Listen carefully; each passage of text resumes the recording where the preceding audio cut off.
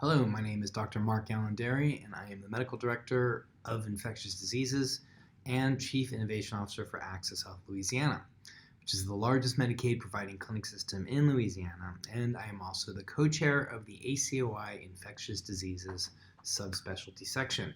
Along with the leadership of the ACOI, we want to thank you for all that you've been doing as we face this unprecedented time in medicine fighting the COVID-19 virus. Moving forward, in conjunction with the ACOI, we want to share with you some information as it becomes available, as well as some of the bright spots that we're seeing so that we all can feel some hope in these trying times. So let's get started with two scenarios of COVID-19. So I think that the big looming question out there is really, how big is this global pandemic that we're in? The scientific community is moving faster than ever to understand COVID-19 as experts from around the world are studying it intensely. And as a result, we are learning new things every day, and there's still so much left to discover. So this is why I was intrigued by thoughts from Dr. Wilson of Yale University and his theory on two different COVID-19 scenarios that he thinks could be playing out. The first one is that we have a disturbingly deadly virus accompanied by a high mortality rate of roughly 1 to 3%. The second one is proving to have a more rapid community spread with few actually having been affected, putting a mortality rate closer to the range of the annual mortality rate for influenza, which is roughly 0.3%. Influenza, of course, is below 0.1%. So if we look at research from Iceland, there's implications that for every one documented case for COVID-19, there was 2 undocumented. And there the conclusion he draws is that we're not reaching herd immunity at this point, and this is not a great scenario. He refers to this as the virus as being more of a steamroller, and it's feverishly knocking down everything in its path.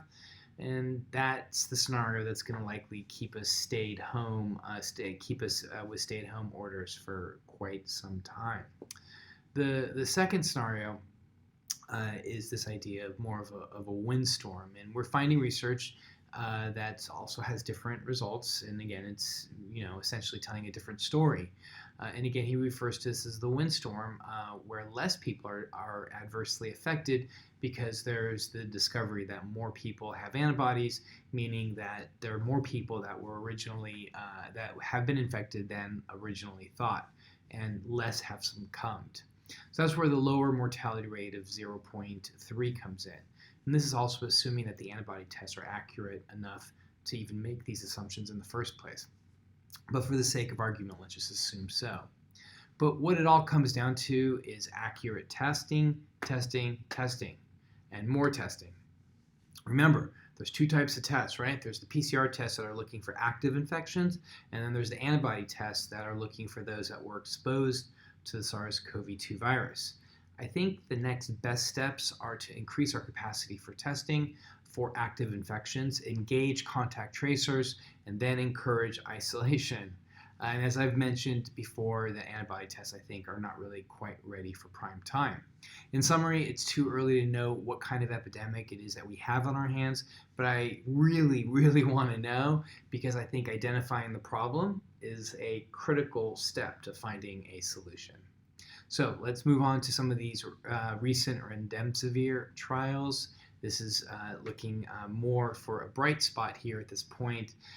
So from a randomized placebo-controlled trial of Remdesivir in nearly 1,100 patients that were hospitalized with COVID-19 that had lung involvement, including supplemental oxygen or mechanical ventilation, an interim analysis found that the median time to recovery, that means what they were looking for was no longer requiring oxygen or hospitalization, was about 31% faster with the Remdesivir group than the placebo, and that really worked out to be 11 versus 15 days.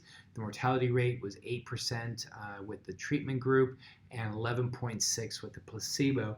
And in fact, the results were so notable that they actually gave Remdesivir to the placebo group once these findings were obvious. But China did a study with less patients, and their recruitment efforts were actually cut short once the Wuhan outbreak was more under control. But what they found was that the time for clinical involvement was not really that different from placebo, but they did find the duration decreased from 23 days to 18 days, again, with the Remdesivir, the treatment group, as opposed to the placebo.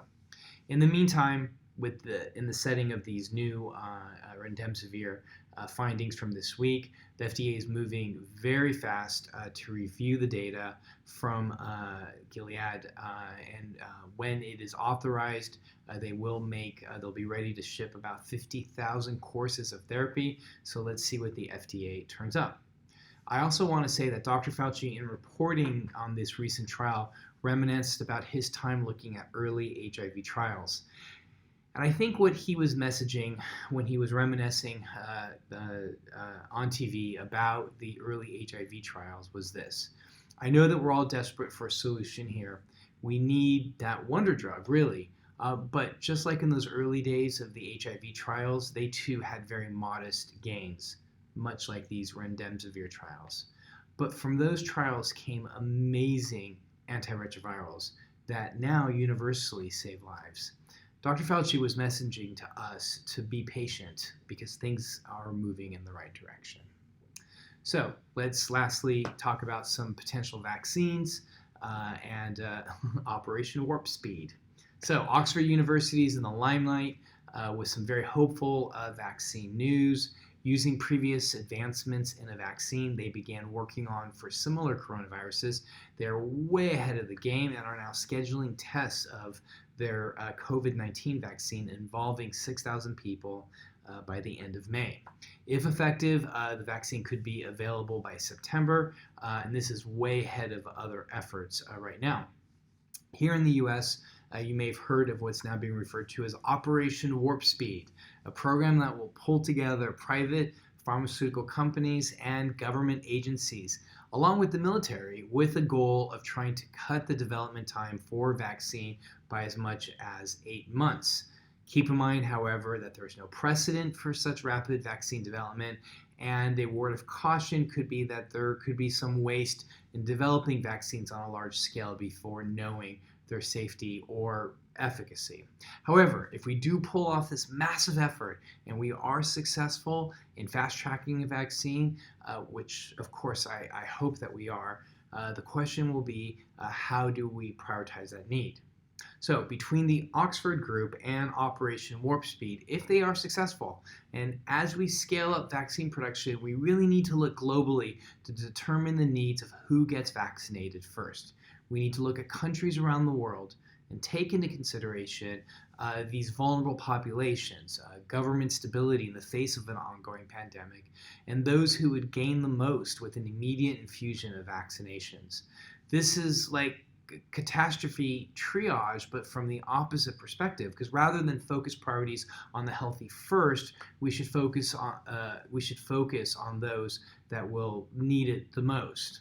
Please look at the video that we did a few days ago when we talked about the WHO's new plan called the ACT Accelerator and their mission of accelerating equitable global access to safe, quality, effective, and affordable COVID-19 diagnostics, therapeutics, and vaccines to ensure that in the fight against COVID-19, no one is left behind. So, in conclusion, please stay on the lookout for our regular updates, and to read more from the sources used in this report, go to acoi.org/COVID-19. Together with the ACOI, we will help you have the latest information to help you respond to your patients and stay on top of this crisis. And please feel free to reach out to me anytime at madery@mac.com. Please stay safe. We can do this together.